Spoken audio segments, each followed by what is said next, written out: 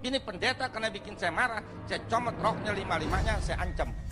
Lu jangan lama-lama depan gua sebel sama lu. Entar lu mabok lu, saya lepas. Nggak ada 5 menit, ini pendeta dengan majelis muter gini.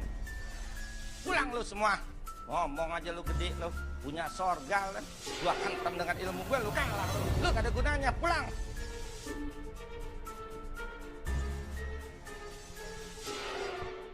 Saya khotbah. Siapa yang belum pernah mendengar latar belakang hidup saya? Yang belum pernah mendengar, kemana ini semua orangnya? Saya bekas pemimpin kelenteng. Saya bekas tukang kuamia atau peramal. Saya bekas dukun atau paranormal. Tahun 64, umur saya 24 tahun. Karena saya tidak mempunyai iman, saya keluar dari gereja. Saya keluar dari Tuhan Yesus Kristus. Saya jatuh oleh propaganda setan. Saya belajar ilmu berkelahi. Ilmu kebal di Baduy 9 tahun. Saya diajarkan ilmu menolong orang sakit dan ilmu meramal. Banyak sekali pengunjung kelenteng saya. Terutama pengunjung kelenteng saya, orang-orang yang sakit. Sakit yang disantet, yang diguna-guna. Yang lumpuh, yang gila, yang busung, yang buta, yang berat jodoh, yang bangkrut, dan sebagainya. Orang sakit ke dukun, sembuh, setan bisa menyembuhkan. Usaha udah mulai bangkrut, main dukun, main setan, maju lagi usahanya. Mau kaya, muja kepada setan, setan bisa bikin orang kaya. Pendeta datang ke rumah saya di Pulau Gebang, pendeta dikasih tahu oleh jemaatnya, tolong sadarkan itu Pak Tio, dia dukun tapi Kristen, Kristen tapi dukun. Itulah saya. Tujuan pendeta dan orang Kristen baik loh, membawa saya kembali dari jalan setan ke jalan Tuhan. Tapi pendeta tidak berani datang sendiri ke rumah saya. Dia datang bertiga, berlima dengan majelisnya.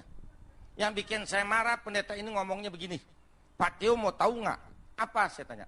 Semua orang dalam dunia, kata pendeta itu, kalau mau ke sorga harus melalui Tuhan Yesus, kalau nggak bisa. Saya marah waktu itu karena saya nggak tahu. Saya tuding itu pendeta, hei pendeta ngomong jangan sembarangan. Memangnya golongan orang Kristen aja yang punya sorga? Karena saya nggak tahu, saya ngomong begitu. Ini pendeta karena bikin saya marah, saya comot roknya lima-limanya, saya ancam. Lu jangan lama-lama depan gua sebel sama lu. Entar lu mabok lu, saya lepas. Nggak ada 5 menit, ini pendeta dengan majelis muter gini. Saya bikin godek. Waktu itu saya kejam dan saya sombong sekali. Saya usir lu pendeta. Pulang lu semua. Ngomong aja lu gede lu, punya sorga lu. Gua hantam dengan ilmu gua, lu kalah lu. Lu gak ada gunanya, pulang. 4 gereja, 4 pendeta kalah sama saya. Bukan salah gerejanya, tapi salah individu pendeta itu.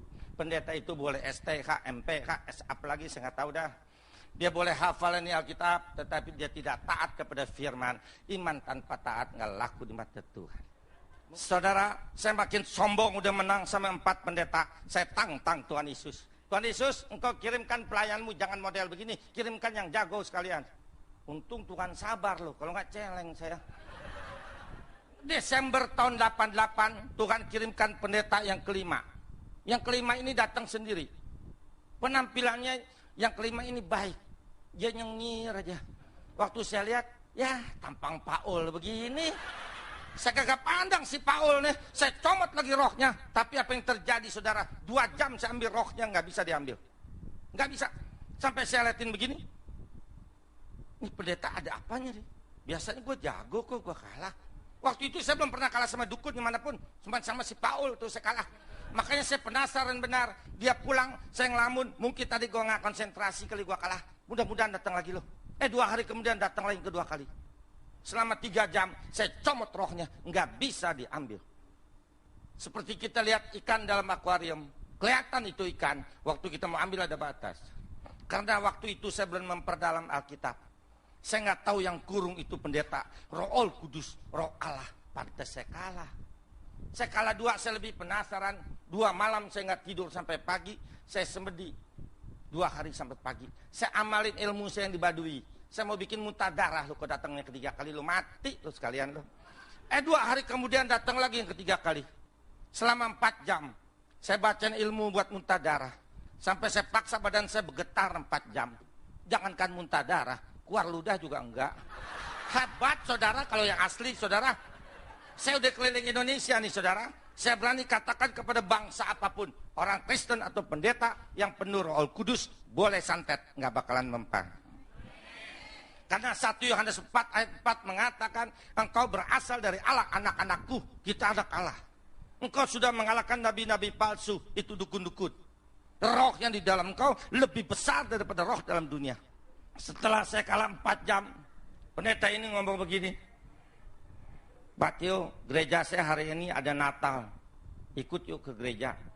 Saya pikir ya gua kalah, gua ngikut.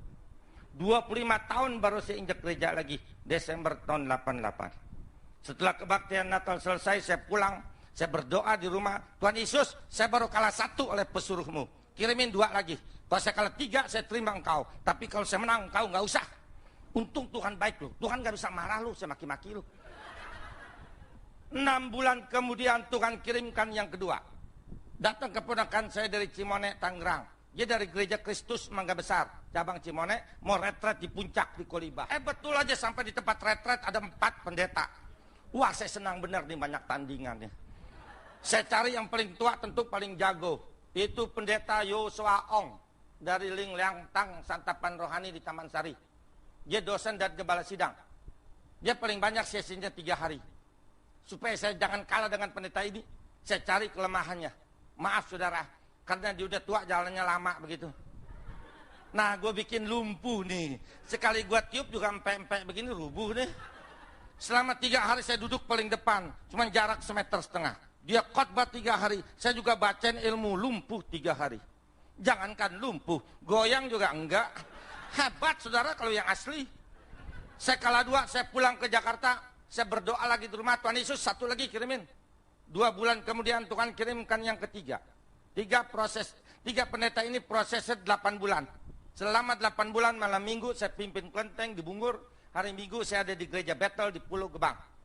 Pendeta yang ketiga, pendeta Paulus dari GKJMB Cimone, Agustus tahun 89 jam 8 malam datang ke rumah saya. Ini pendeta yang ketiga penentuan buat saya. Saya comot lagi rohnya, nggak bisa diambil. Saya maki-maki dia, saya ngomong jorok. Maksud saya mau akalin. Kalau saya maki pan dia marah. Kalau dia marah Roh Kudusnya keluar. Saya sikat dia rubuh. Tapi saya kecelek loh saudara. Orang Kristen atau pendeta yang penuh Roh Kudus diomelin nggak marah. Merah juga kupingnya enggak. Nyengir gitu kayak orang Serawan. Dalam hati saya bilang, lu budak apa lu darah putih lo ya. Dia pulang jam 1 malam, udah cukup 3 pendeta. Saya ngelamun sendiri. Yesus pesuruhnya aja begini hebat. Bagaimana kalau gua tembak Yesus, gua lumer kali ini. Kalau gitu gua mesti terima nih si Yesus, dia jago nih. Saya ambil Alkitab saudara, saya dekat begini, saya berdoa. Tuhan Yesus, saya lagi bingung. Tunjukkan jalan dan arah mana yang saya harus tempuh dalam hidup saya. Jawablah melalui Alkitab ini. Terima kasih, amin. Pas amin, saya taruh di meja. Saya nengok ke sana. Bukanya begitu terus sekali aja. Dalam hati saya bilang, kalau lu gak ada jawabannya seumur hidup, gue gak mau terima lu. Setelah saya buka, saya mau tahu Yesus jago gak nih. Saya lihat. Pandangan pertama di situ jawabannya. Matius 6 ayat 24. Tidak seorang pun bisa berbakti kepada 2 Tuhan. Engkau percaya kepada Allah, engkau juga percaya kepada Mamon, itu kepada setan. Saya masuk ke dalam kamar, malam itu saya mau terima Yesus. Saya tekuk lutut di ranjang, saya nangis sepuas-puasnya. Setelah saya puas menangis, saya usir guru saya si Mbah. Saya punya 17 Mbah. Saya usir Mbah, semua 17-17-nya keluar dari hati, pikiran, dan kehidupan cucu.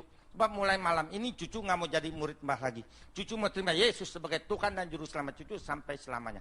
Sampai sekarang ini 13 tahun 2 bulan. Si Mbah nggak pernah ngomong di sini. Nggak tahu dia kemana. Tapi maaf saudara, malam itu saya masih gila. Sekarang Yesus saya tes. Biangnya nih sekarang saya tes. Saya berdoa. Tuhan Yesus, saya baca engkau dalam Alkitab, hidup, penuh kasih, penuh kuasa, selalu menolong. Buktikan dulu baru saya percaya. Tuhan benar-benar sabar loh. Dia turutin terus kemauan gila saya ini. Dia jawab hari ke-8. Waktu itu saya mau makan siang di rumah 1:30. Sebelum makan saya berdoa. Selesai berdoa mau minum sebelum makan. Baru saya pegang itu gelas. Jantung saya copot di dalam. Kenapa saya bilang copot? Dia turun ke bawah begitu. Tek. Dua ilah sakitnya saudara. Mungkin orang ditancap pisau begitu kali. Mungkin. Karena terlalu sakit tanpa sadar saya pegang. Saya menjerit. Aduh. Berhenti itu jantung. Saya tarik. Nggak bisa mandek. Saya tarik lagi. Mandek juga.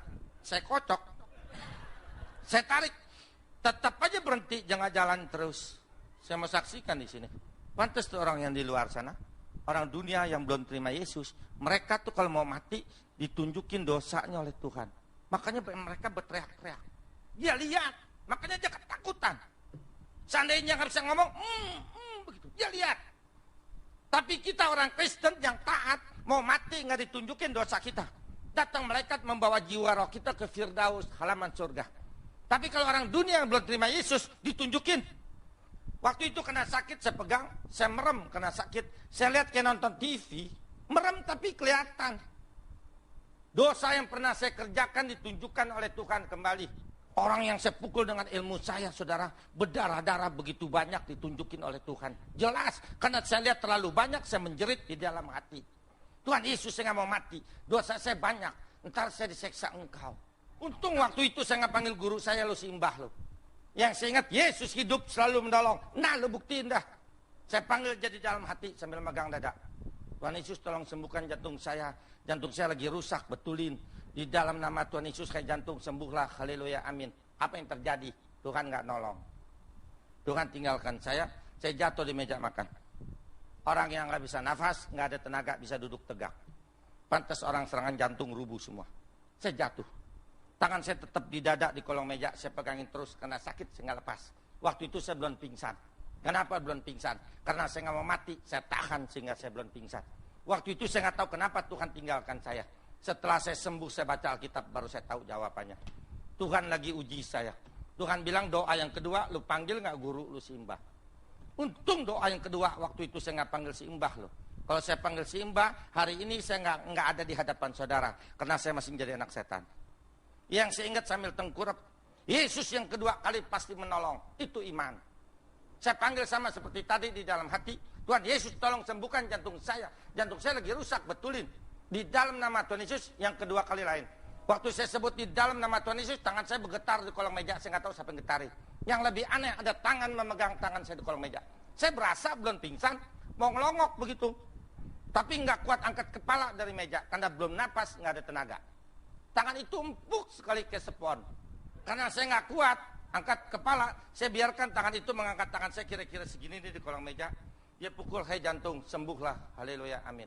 Pas amin, pas tangan itu terlepas. Pas amin, saya bisa nafas lagi. Karena bisa nafas lagi, ada tenaga, saya duduk tegak. Buru-buru saya ngelongok ke kolong. Saya mau lihat tangan siapa itu yang tadi. Tapi tidak ada tangan siapa-siapa. Tapi saya yakin dan percaya, itu tangan Tuhan Yesus. Yang bangkit dari kematian hari ketiga.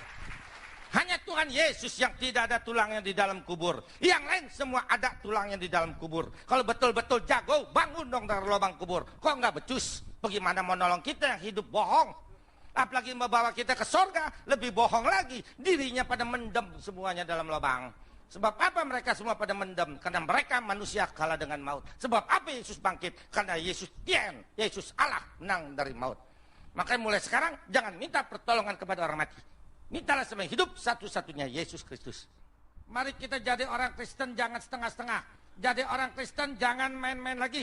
Dan jadi orang Kristen jangan kompromi kembali dengan dunia. Sebab bukan orang Kristen yang rajin ke gereja yang masuk surga, bukan. Bukan orang Kristen yang rajin baca Alkitab yang masuk surga, bukan. Dan bukan juga orang Kristen yang rajin berdoa yang masuk surga, bukan. Tapi orang Kristen yang hidup baru, lahir kembali bersama Tuhan Yesus Kristus dan taat kepada seluruh firman. Itu yang masuk surga. Banyak orang Kristen hanya taat sebagian firman. Firman dia pilih-pilih, yang enak dia mau lakukan, yang tidak enak dia tidak mau melakukan. Neraka tempatnya. Jangan kita mengira menerima Tuhan Yesus, lalu dibaptis, lalu pasti masuk surga. Tidak. Kalau baru menerima Tuhan Yesus, dibaptis, belum tentu masuk surga. Tapi kalau menerima Tuhan Yesus, dibaptis dan taat kepada seluruh firman, itu yang masuk surga. Barang siapa di dalam hidupnya tidak melakukan firman setiap hari, jangan harap ada kuasa atau ada kekuatan dalam tubuhnya. Sebab firman ini hidup, saudara. Dia merupakan benteng, merupakan perisai buat kita dari serangan setan. Yang tidak melakukan firman setiap hari, diserang setan rubuh sekalipun pendeta. Yang tidak melakukan firman setiap hari, diserang setan rubuh sekalipun pendeta. Hanya Kau Tuhan, kekuatanku.